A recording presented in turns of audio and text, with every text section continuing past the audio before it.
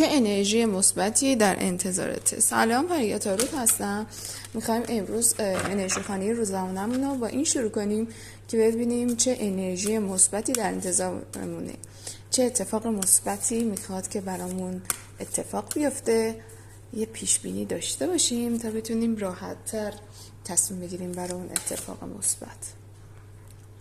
بله، کارت اول داره شما رو توصیف میکنه. میگه شما فردی مستقل، روحیه جنگجو، روحیه این که من رو پای خودم وایستم، من کارامو خودم انجام بدم. خیلی حالت مستقل گونه ای داری و خیلی کارتا به خاطر این هم کارتا هم حالا کیس احساسی خیلی به خاطر این شما رو تحسین میکنه.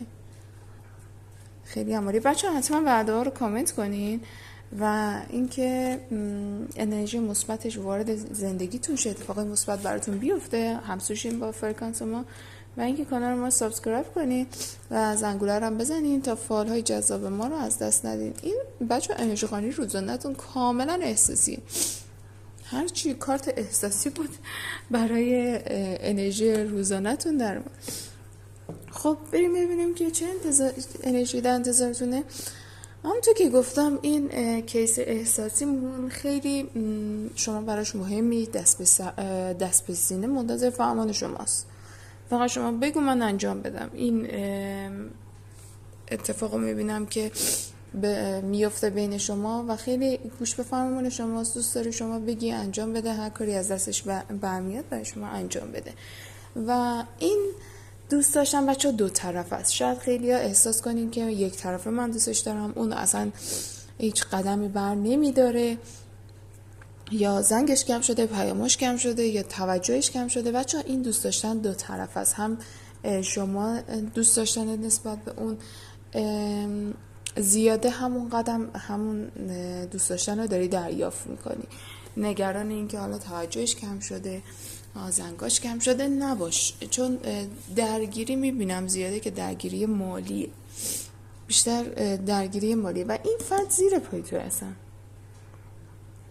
خیلی گوش به فرمان شماست، خیلی دوست داره شما رو خوشحال کنه، دوست داره از همه نظر شما رو ساپورت کنه، هر کاری از دستش برمیاد انجام میده. بچه تو انرژی خانی ما فرقی نداره پسری یا دختری داری این فالو گوش میدی. نیت، کیس احساسی طرف مقابل توه. روی هر کسی که نیت کردی اون جوابه برای تو. و داره میگه که دوست داشتن خیلی زیادی بینتون میبینم بچه ها و تنها مسئله‌ای که الان میبینم مالیه. این فرد مقابلتون یه مسئله مالی داره که منتظر اون حل بشه. حالا جدی‌تر به این رابطه فکر کنه یا جدی‌تر بیاد جلو. اینو میبینم خیلی اتفاق افتاده و منتظر یک مال خیلی زیاد، مثل یک زمینی که تکلیفش مشخص بشه، مثل یک پولی که بهش ندادن داده بشه تا با اون بتونه یک آسایش و یک فراهمی برای خودش ایجاد کنه تا بتونه قدم بعدی رو برداره. و این هدیه الهی، این نعمت زیاد انقدر زیاده که بچه بهش میشه گفت هدیه الهی، هدیه خداوند از جانب خدا به اونه، به طرف مقابلتونه یا حتی به شمایه که بتونین تکلیف این رابطه رو مشخص کنین که خیلی با خیال راحت تر این مسئله از ذهنتون پاک شه. این حالا مسئله که بر اساس مال برای شما به وجود اومده تا بتونین راحت تر به رابطه فکر کنین، به رابطه نتیجه رو برسونین و اینها. و این در حال حل شدنه. وعده‌ای که داده بین وعده 1 تا 3. حتما کامنت کنین که همسوشین با انرژی خوب فالمون که این اتفاق مالی که خیلی منتظرشین سریعتر برای شما بیفته. و خبر خوشم میبینم که خیلی تو راه دارین. خبر خوش، اون خبری که بهت حس خوب بده، اون خبری که بهت انرژی بده بهت میرسه، نگران نباش. و این خبر خوش انقدر خبر خوش زیادیه، انقدر انرژی داره که تو حس میکنی به آرزو رسیدی، به اون چیزایی که میخوای رسیدی و دیگه هیچ آرزوی دیگه ای نداری، به تهش رسیدی. خدا شکر میکنی، دستاتو به نشونه سپاسگزاری بالا میبری. بچه 2 تا کیس احساسی هم میبینم که داره سمتتون میاد. این دوتا کیس احساسی یکی از نظر حالا شغل دولتی داره، بازم میگم بچه ها پسر دختر فرق نمیکنه، نیت کیس احساسی مقابل شماست. یکی شغل دولتی داره و یکی خیلی احساسیه که شاید تو بگی این موقعیت های خوبیه و تو دو دلی بمونی و نتونی انتخاب کنی که کدومشون. حتی اینو میبینم.